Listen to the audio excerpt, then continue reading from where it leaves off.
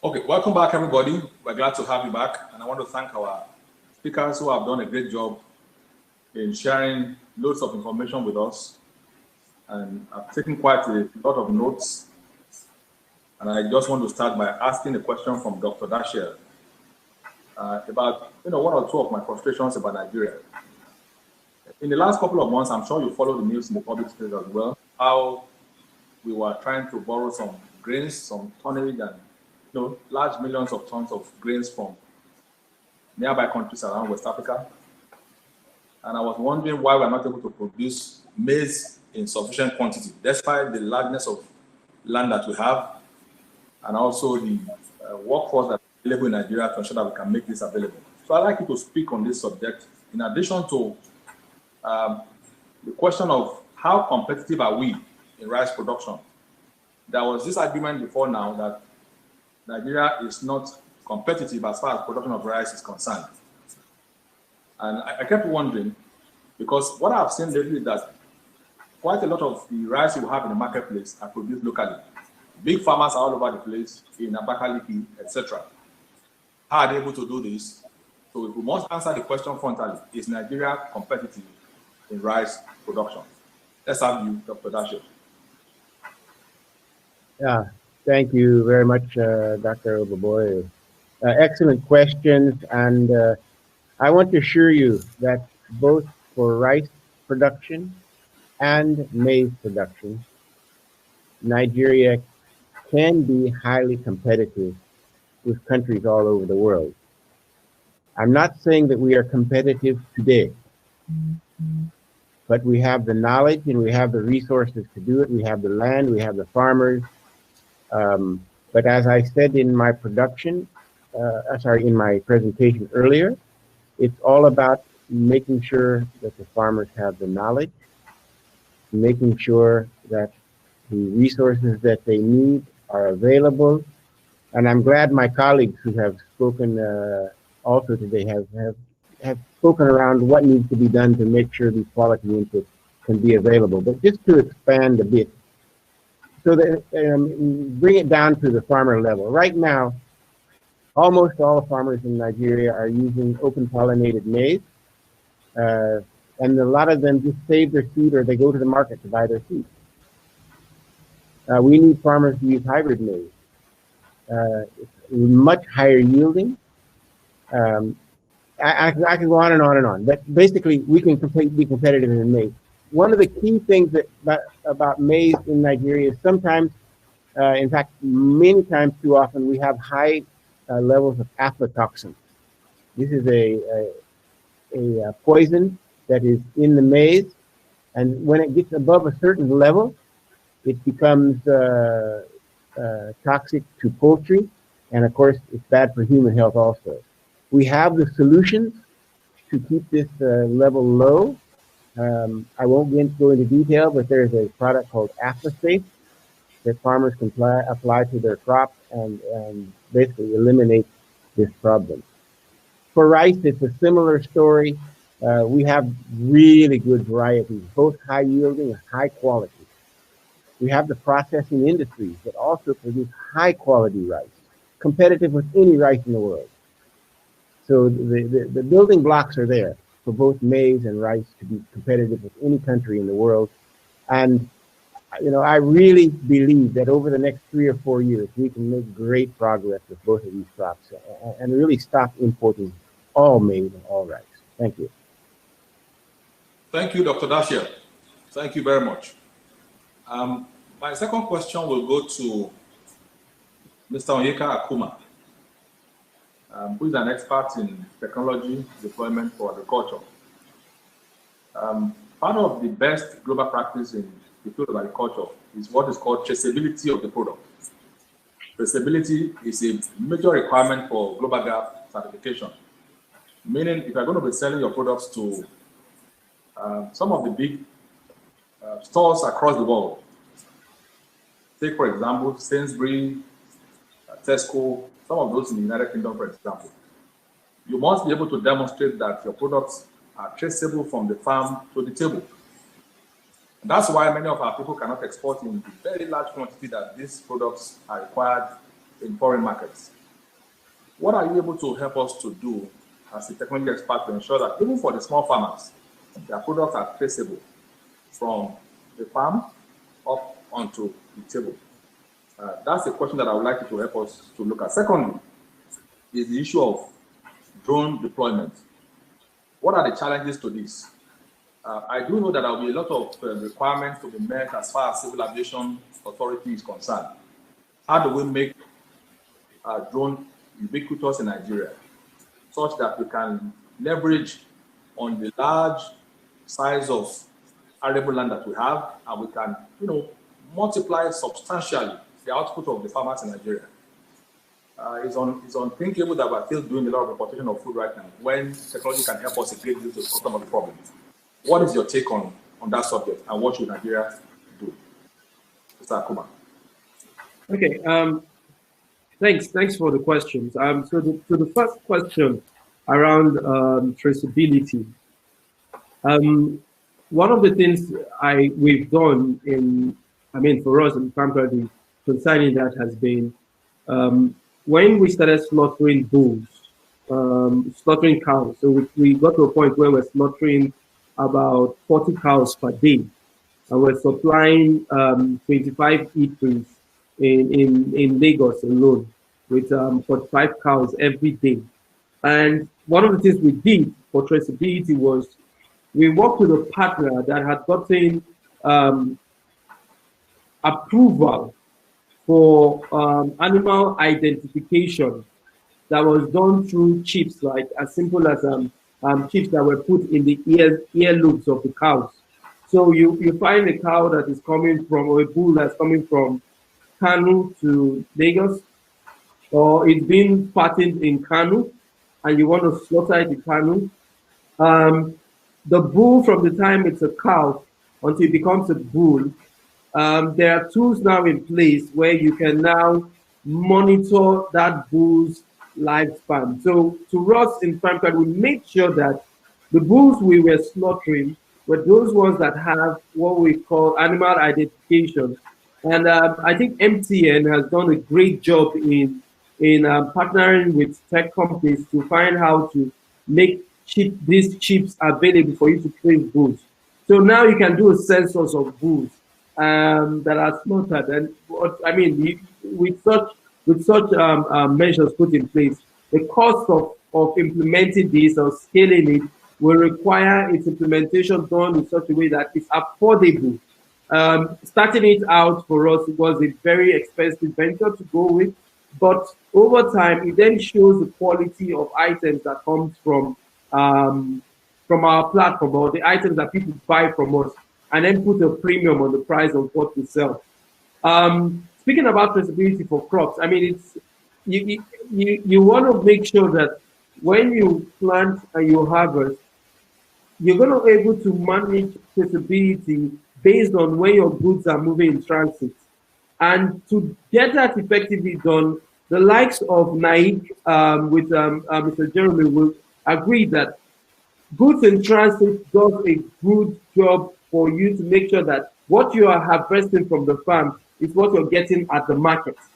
And at the end of the day, that is what you're then consuming at the other end of the food value chain. And so insurance for us comes into play as to how you're able to get some form of traceability for crops beyond livestock, as I mentioned earlier on. So the technology around this, just speaking about the opportunity, the technology around this will become a lot more affordable, accessible, and scalable if more people invest their time and resources to make traceability something that the average farmer can take advantage of and get value for us at the end of the day as consumers. Speaking to the second question around drones, it's the same thing that applies. Technology becomes adaptable when it is affordable.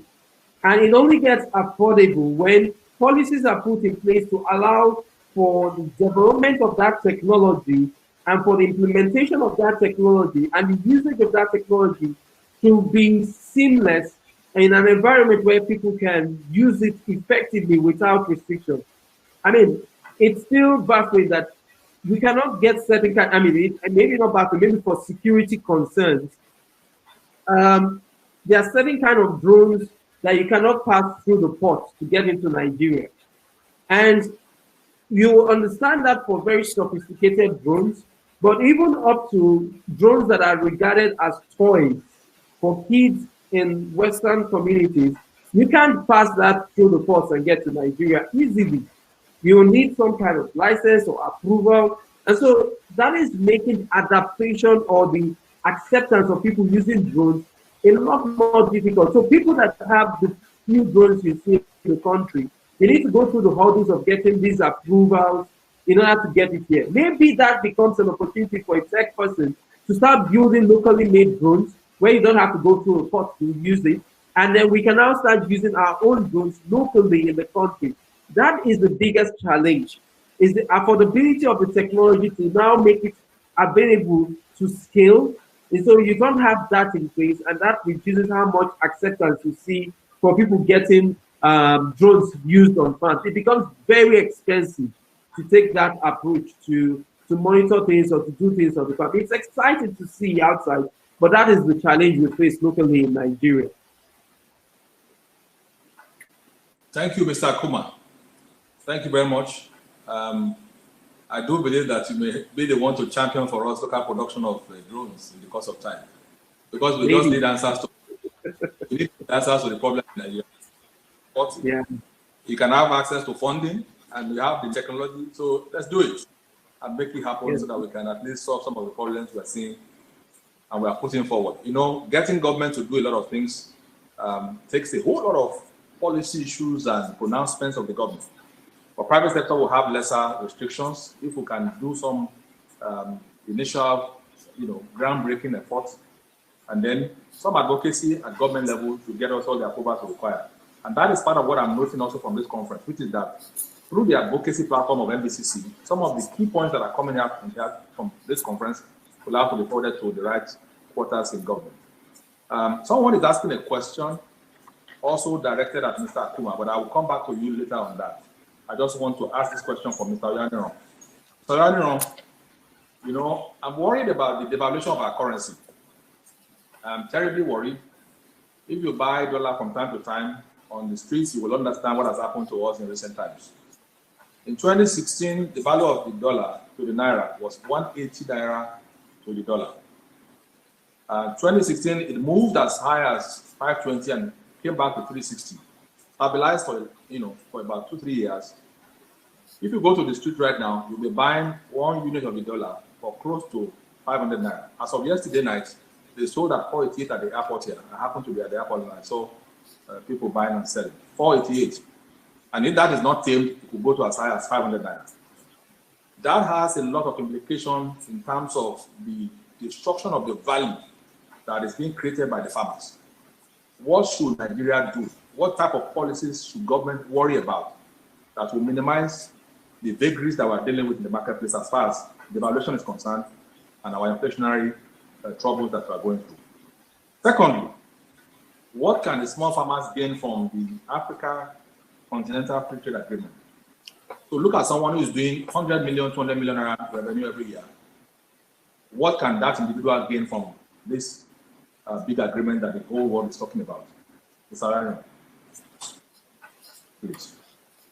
Okay, thank you, Dr. Babori, for your question. And I think I firstly respond to the issue around the dollar to naira exchange rate. It's not all that news that we have multiple exchange rates in Nigeria. And as long as we maintain that, then we're going to be having all this kind of what I call different exchange rates depending on where you're buying from. That in itself then suggests that any potentials of farmers in terms of the naira value will then continue to deteriorate. So we're saying that, for example, 2 years ago, if we have 2 million naira at about perhaps around 190 naira to $1 or so, you'll possibly be having something that is of more value in dollar terms than what you have currently. We have same 2 million naira. So as government, I think we need to look at how we bring all the exchange rates into a converging point. And if for any reason that we have, various windows, or we have what I call difference in exchange rate at various markets, one should expect that the spike or the difference should be minimal. Perhaps maybe in some markets you see it just point something that you have the difference, compared to Nigeria, where officially the CBN has said we are now trading about 380 naira. You go to import and export window, at times can be about 380.60. But you go to demand at the parallel market,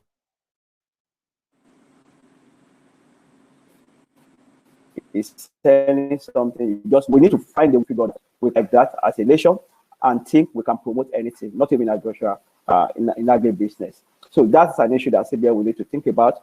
I know clearly that CBN has been trying to intervene in the forest market, empowering the Bureau de Change operators and all of that. But the impact of that is yet to be fully realized to the extent at which we come to a common exchange rate. We need to get to that level. We have done it in the past as a country, where we have stability in our exchange rate that didn't move over the years, and perhaps almost same exchange rate at various sources we are going to. Then we need to be able to see how we work around that. So that'll be my first point around that. The second point will be how we smallholder farmers benefit from the Africa Continental Free Trade Area Agreement. I agree that as smallholder farmers, perhaps you don't have the capital to be able to upscale your production to the level at which you can do direct export. But because you are within the value chain, then your produce, perhaps you are into crop production, will then form an input for somebody else that is into processing. And that's why we can't, as a country, go into after without properly ensuring that we tie all the knots, right from crop production, because that's where we have the bulk of our capacity as a country. If you look at the whole spectrum of the farming or agricultural produce in Nigeria, whether it's crop production, fishery, forestry, and livestock, crop production is about 87% of that spectrum alone. So if that's where we are and we are going to major on, then we must be able to see that we develop value addition. I've talked about value addition before. We need to be able to see that we are no longer doing only the primary produce and we're exporting it raw like that, just like we do crude oil, and we export crude oil and import back our refined products. We must add value. It might not be to the final stage, maybe at intermediate stage. So how will the smallholder farmers benefit? Will then be to say, I don't have the capacity to do end-to-end into intermediate production, into finished products, but my input will be readily available to be taken by people that are processing. And so all the issue with are produced or are cultivated, I don't have market for it to sell, it gets destroyed on the farmland, and all of that will be eradicated. Through that approach, we then say that all the issues we have around the fact that almost 40% of what is produced annually get destroyed on the farmland will be totally eradicated. So everybody might not be able to play in the export market when it comes to after implementation. But indirectly, one way or the other, once you are within that value chain and we're able to get in all parties together to work together with its implementation, with emphasis again on value addition, then everybody will benefit irrespective of whatever spectrum of the ladder you are. So that will be my input on that, Dr. Baboy. Over to you. Thank you very much, Mr. Taiwo Iraniro. Very excellent insights you have shared with us. I would like to ask Mr. Olowyeye. There's a question on the platform for you. Someone is asking a question for someone dealing on livestock. How do you benefit from insurance that is provided by NAIC, and how should they go about it? How should they go about this insurance? People are, they would like to know, how do they approach NAIC? Do you talk to individuals, or you only deal with large corporations? That's question one. Number two is that, you spoke a lot about the policies of government and how government must be a continuum, how one person must pass the baton to the other. I'd like you to speak around the issue of institution, because one of the things we saw when you look at the last three ministers of agriculture in Nigeria, from Akumah, who is now the managing director of one of the biggest financial institutions in the world in Africa, Dr. Akinwumi, and then we have Dr. Adu will be coming after him, and then to the current Minister of Agriculture that we have today. What's your take on how institutions can, build on the success of the preceding, players in all of this agricultural policy infrastructure that we have in the country? How do we ensure sustainability of policies? I think it's a question we need to worry about, because I don't want to speak too loud about a few things, but I just want to hear from a government man like yourself who understands how these things work. How do we ensure sustainability of policies so that we don't have a somersault from one regime to another? Those will be my two questions for now, Mr. Olowyeye. Thank you, Dr. Obabori. I will quickly go to the question number one. Whether crop or livestock, the corporation, especially I'm talking about my own corporation, Nigerian Agriculture Insurance Corporation, which was specially set up to take care of farmers and ensure premium subsidy on selected crops and livestock items. We have branches in every state capital. So to make the corporation to be closer to the farmer, any farmer in any state can contact the branch manager through our website. We have the website www.nic.gov.ng. Once you get to that website, you will see how to locate all our addresses. Our branch managers are there. The location of our branch office in every state capital is there.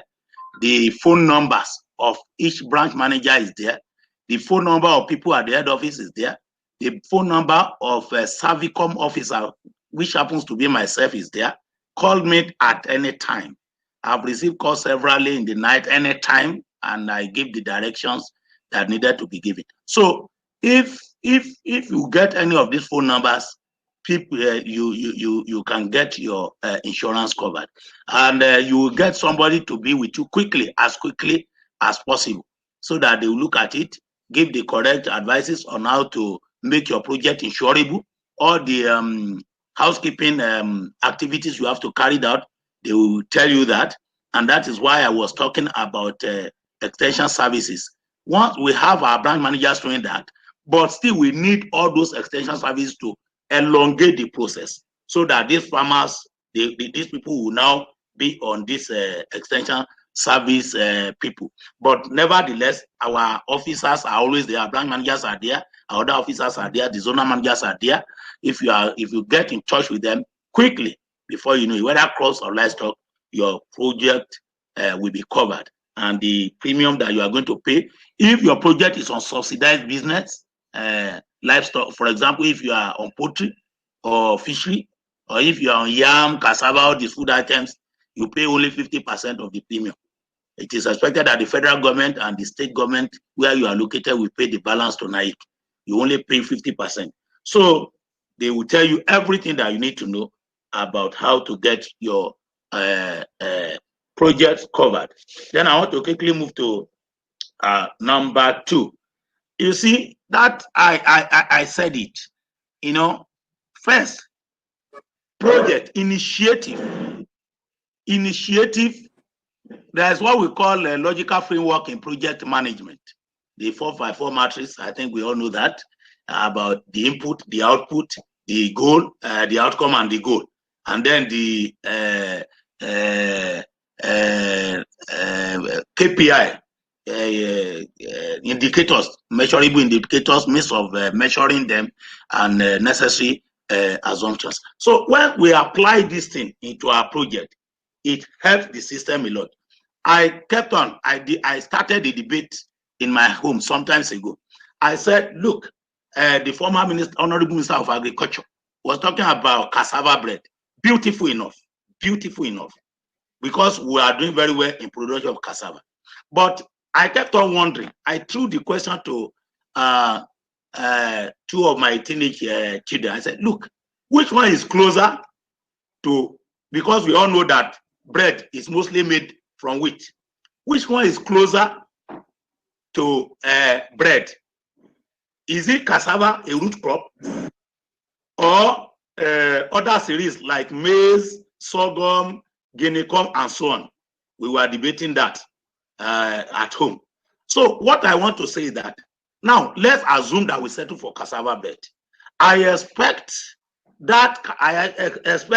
the file on cassava blade to be worked on by subsequent administrations, so that if it is truly the cassava that is closer to making this bread, we look at it. If it is not, we can still use the formula of that cassava bread to look at maize, to look at guinea corn, to look at other cereals that are closer to wheat to make this bread. Bread can even be made from potato.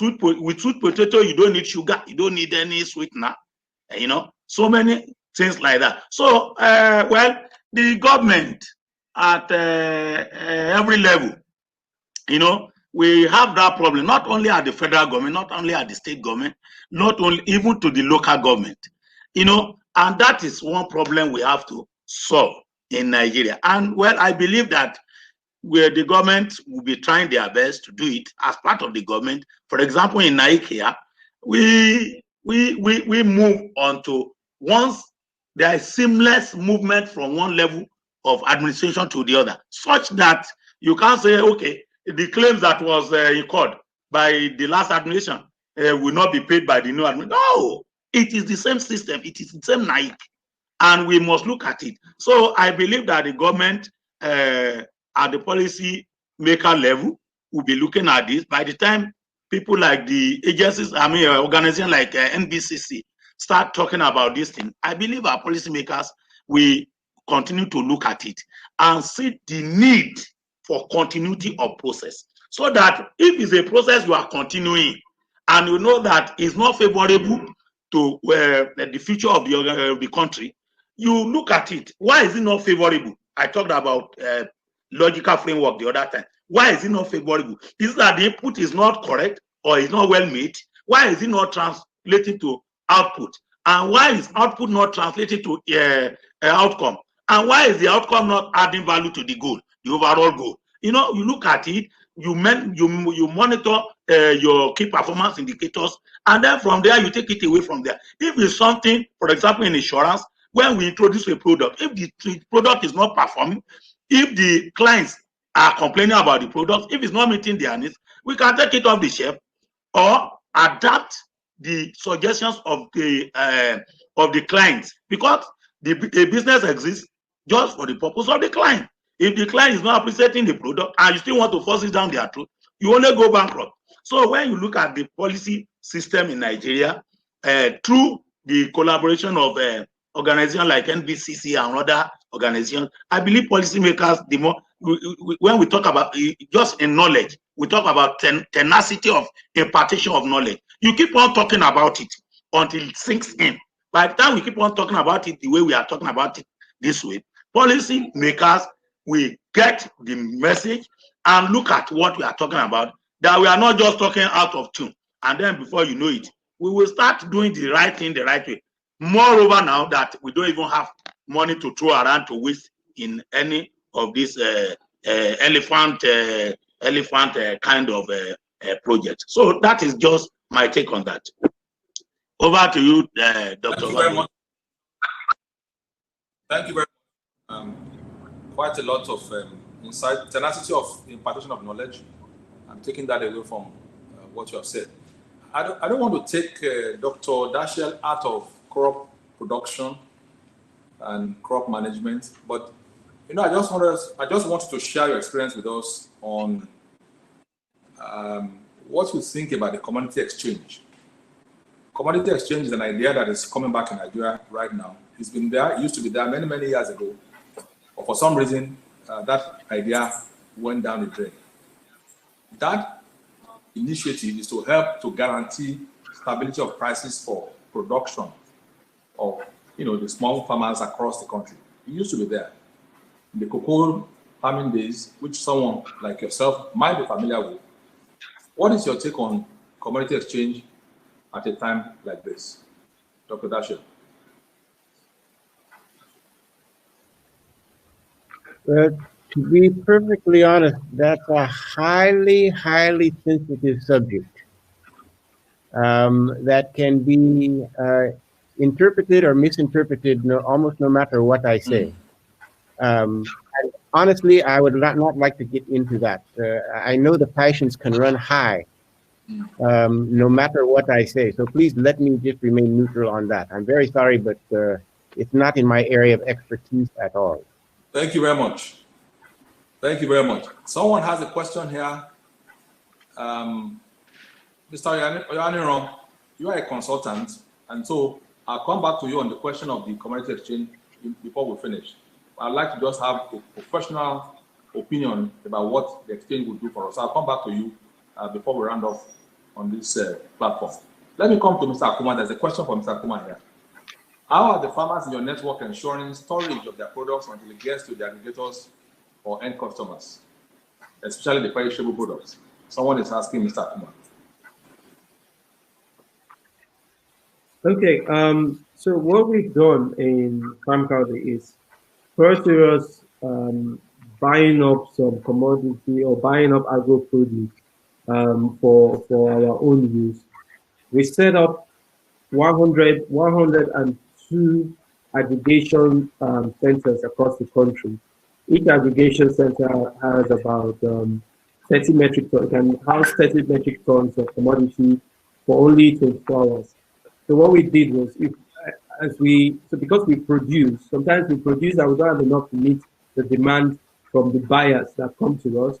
We're able to, first, the ones we produce, we get it into those aggregation points, and then we're able to do first level tests on them for quality check. And then the next day, we move the commodity to go to the buyer who has come to us to buy from us. So this is how we've gone about our process with farmers. Our aggregation centers are usually between 2 and 5 kilometers away from the farmer's farm. So that it's not too far for them to start traveling to move their items over there. And so once they get in there, we vet that this meets our standard. For our own farms, obviously, we do our work to make sure they meet the standard. But for other farmers that may be bringing their commodities, they will check for the quality. And then once that meets the standard, we move this over to the buyers. We've done this already and used this to scale. We've used this to scale in our ginger production. Our ginger production, we've been able to do about we've just done just over 6,000 bags of ginger that we've exported to the UAE from our farm in Kaduna State, where we produce organic ginger in Kaduna State. So we move these items to a warehouse and we get them over. We've done this also with our livestock production. So we have some mini slaughterhouses that are close to the farmers so that we don't have to move live items across the city. So yes, this is how we've worked with our own farmers within our network. And this is how farmers within our network have signed up to maybe sell some of the items and get paid within 24 to 48 hours using Farmcrowdy's platform. Okay, I hope that before you go, Mr.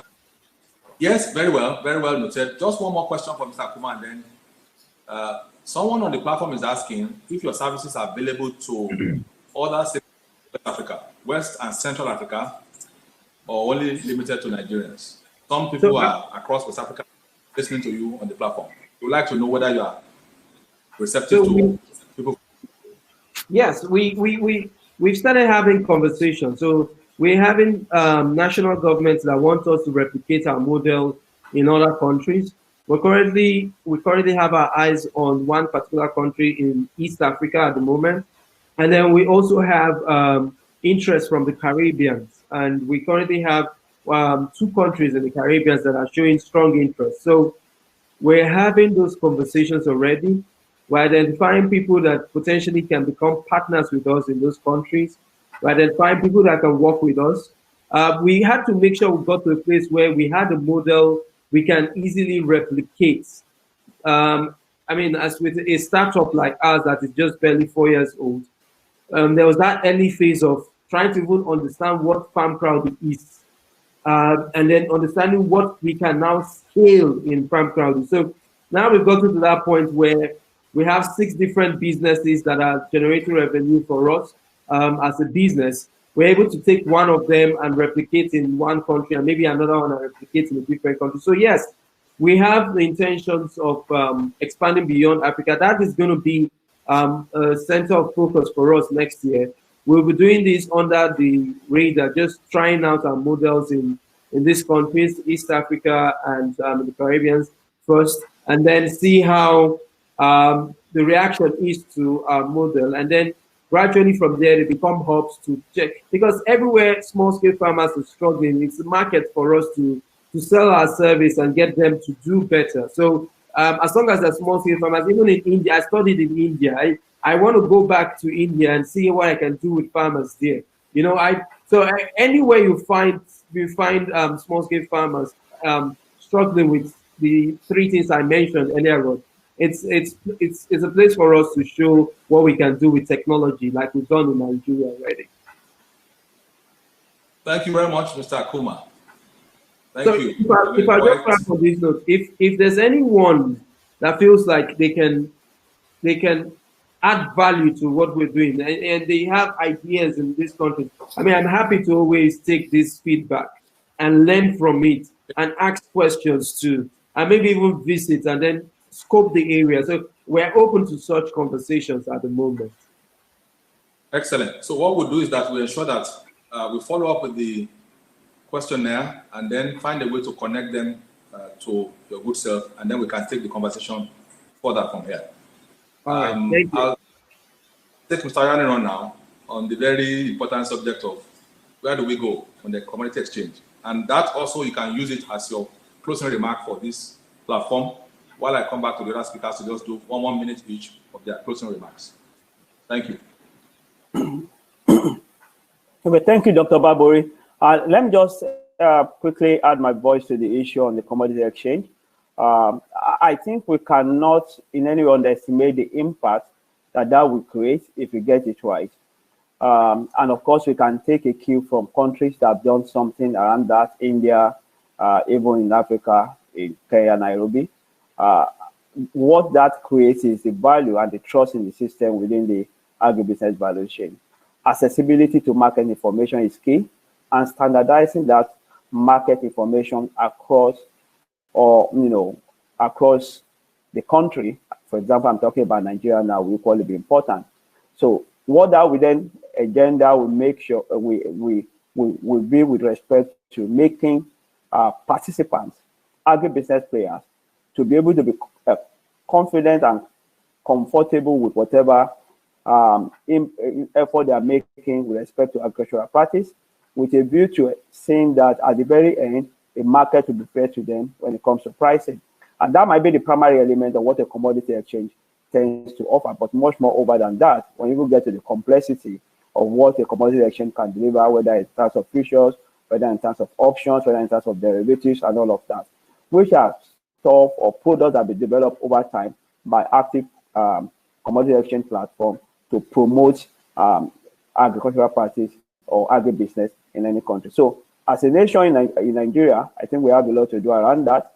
We've seen people coming up with ideas on how to make that to come upstream. For example, there's the one that is called ComX, being championed by Aves Commodity Exchange.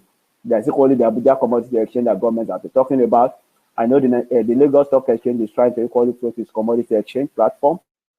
So I think it's something we need to get right, because in doing that, they then begin to build more confidence within the system and within the agribusiness value chain generally. And that's my point on that. And as part of, my closing remark, I really want to thank NBCC and the participants for the opportunity to be able to contribute in the little way that I've been able to do this afternoon. And of course, to let each and everyone to know that the discussion around agribusiness is something that we have to take seriously as a nation. And that discussion must be an ongoing one. It's not something that we just have to stop on at a seminar, on a webinar, on a conference. And each and everyone that has a role to play should play it with every intent and purposes. And lastly, to policymakers and particularly in government, Agriculture is a business, and a serious business for that matter. So government must be deliberate and intentional with its policies and with its programs around promoting agriculture and agribusiness in Nigeria. Thank you very much, and over to you, Mr. Dr. Baboye. Thank you very much, Mr. Raniran. I appreciate the insights you have shared, and I'll be having some of this conversation with you when we leave the platform after now. I'm interested in putting some of this together such that we can drive advocacy at governmental level to ensure that whatever will benefit the small players and the medium-term players, we will be able to push some of those ideas through the government. The big players are taking care of themselves without any doubt. They know what to do. They know how to negotiate with the government and get things sorted out at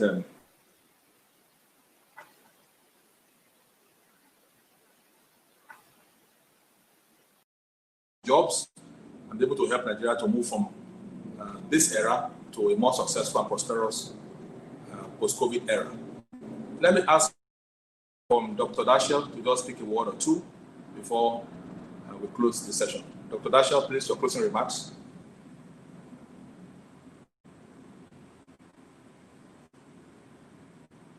Please unmute your microphone, Dr. Dashiell. Thank you. Yeah, I agree very much with the closing remarks of the previous speaker.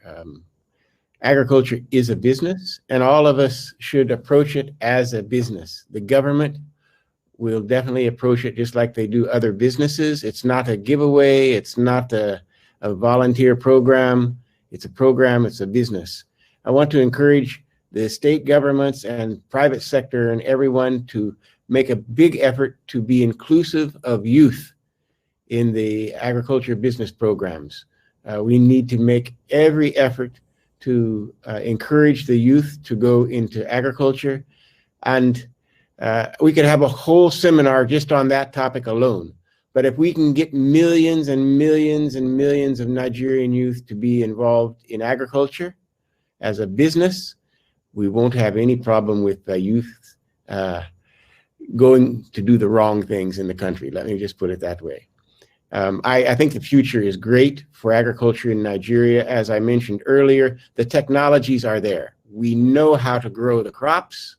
We know how to produce the livestock very efficiently and at high yields and at high profits. It's just to get that enabling environment with the markets and the access to the inputs, and we can be highly successful.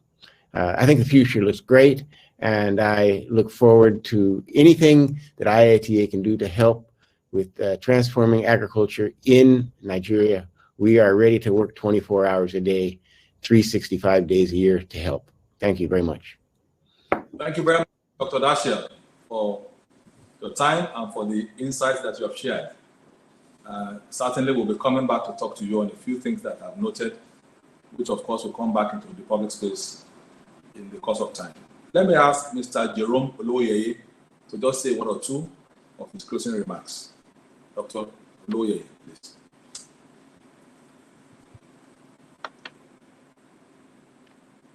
Well, thank you, Dr. Baboye. Mr. Olowyeye, Jerome. Are you with me? Okay. Are you hearing me? Mr. Onyeka Akumah. Hello? Are you with me? Remarks. Mr. Akumah? Yes, I'm here, but Mr. Jerome is talking, and I think we can hear him now. Okay, he's back now. Hello? Hello, please go. One or two comments from you to close this session. Okay. Thank you, Dr. Baboye. It has been a beautiful session, and I want to appreciate your leadership and control of the system. My parting words here today will be like in form of a takeaway. The first takeaway is that the commodity boards must be empowered. We can't just have those 6 commodity boards. We have them, they are there. The government must empower them to do the job they have been set up to do, to assist these farmers in linking them to market so that they can have correct reward for their efforts. Then the extension workers that the Honorable Minister promised some time ago, across each local government. If we have that, I tell you, we can return to the era of groundnut pyramid, cocoa this, cocoa that, oil palm. So many. The country is great, and we have the land, we have the resources. Now, the most important is that we have the youth. With all the institutional backup, they will not be afraid of going into agriculture, because even the little farm you do behind your house, you see what it brings to you. You know, so the youth will be ready. With the issue of ICT now, you watch TV from your handphone, everything. In fact, the ICT world is open to anywhere on the globe. So the youth will be encouraged to go into all these things if we have extension workers around, mobilizing them, counseling them, giving them the direction they are supposed to go. Then finally, the issue of insurance for all. Nigeria does not have the money. We don't have the money again. As you look at it now, if you look at the indebtedness of the nation, you'll be afraid for the future of this country. But we can redeem it. We have the country, we have the land, we have the wisdom, we have the youth. What is keeping us? What is keeping us? We must ensure that we preach insurance everywhere we go, so that people must insure not only their projects, the agricultural projects, you insure everything, including life. Insurance for everyone. Let us embrace insurance, because insurance will not only monitor the input and the output, it will not only serve as a project monitor for your system. You will get reward for what you are doing. And when there is adversity, I tell you, you come back strong.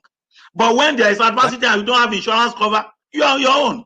And that means the end of the world. Dr. Babori, I want to appreciate you once again. I want to appreciate NBCC for having Nike, and we look forward to having something like this with you another time. Thanks so much. Thank you very much. We're grateful for your time and for the insights that you have shared. Now I come to Mr. Onyeka Akumah for his parting words on this platform. All right, sir. Thank you for having me. I think in what Mr. Jeremy and all the other panelists have said, we all recognize the opportunity in the agriculture space, and I think it's something that, I mean, what I would be parting with is encouraging everyone that is listening that, irrespective of what you've done in school, if you're a young person, irrespective of what you've done in school, irrespective of your career in business, we can all contribute one way or the other in the agriculture value chain. And in it abounds opportunities to use your skill, to use your expertise, to contribute to how we produce more, to contribute to how we consume what we eat, to contribute to how we can now export from what we've grown within our country. And lastly would be, in the case of technology, we're excited about what we've done in Farmcrowdy. We're excited about moving on from 300,000 farmers to 3 million farmers. We want to see how we continue to apply ourselves in that form, using technology as a bedrock to empower these people within our network to do more, to grow more, to feed us more. And so on that note, I say to everyone that's excited about joining that train of using technology in that space, let it not just be for finance, but let it touch other sectors of the value chain. And truly, we will find ourselves in a place where we turn this to our own goals for the continent of Africa, and then show the world what we can do with what God has blessed us with. So on that note, I wrap my own comments, and I say thank you to the organizers for having me. Thank you very, very much, Mr. Onyeka Akumah. I will say that you have to speak more to Nigeria, because there is quite a lot you are doing that a lot of Nigerians don't know about. It's only once in a while that we're able to drag you to come and speak like this, that we get to hear what you are doing. But you are doing quite a lot. So I will be happy to have you to do some additional conversation around some of the things we've spoken about today. And I'm happy. We can there, and then we can be able to bring more people who are desirous of playing in the agro space to come and help us to create value and rescue Nigeria from the session that we're dealing with now. Let me thank all the speakers today. First, I thank Mr. Onyeka Akumah one more time. I thank Mr. Taiwo of PwC one more time. I want to thank Mrs. Folashade Joseph, ably represented by Mr. Jerome Olowyeye, for the insights that you have shared. I want to thank Dr. Kenton Dashiell, Deputy Director, International Institute of Tropical Agriculture, IITA Ibadan, for spending time with us this afternoon and sharing from the depth of your wisdom. And I want to thank NBCC for putting all of this together, and for all the attendees who have taken time to be with us this afternoon. You've spent quite some time with us, listening and sending us questions. We are not able to take all the questions, but I believe that from the NBCC end, we'll try and reach out to some of these questions and try and find a way to answer them and speak to you directly as much as we can. I want to thank the sponsors as well, Resta Express PLC, for being a co-sponsor of this partnership. I also want to thank NAIC for helping us to be financiers and sponsors of this program. I know that we have some other one or two things to do before we wrap up finally for today. So please be patient for a few more minutes. We want to show a small video of what one young agriculturist has done, and that will be coming up from Baden Farms. Baden Farms, there's a spotlight on them, and I'd like you to please pay attention and see what this company is doing. Thank you, everybody, for participating on this plenary session. I look forward to talking to you and seeing you again very soon. Thank you.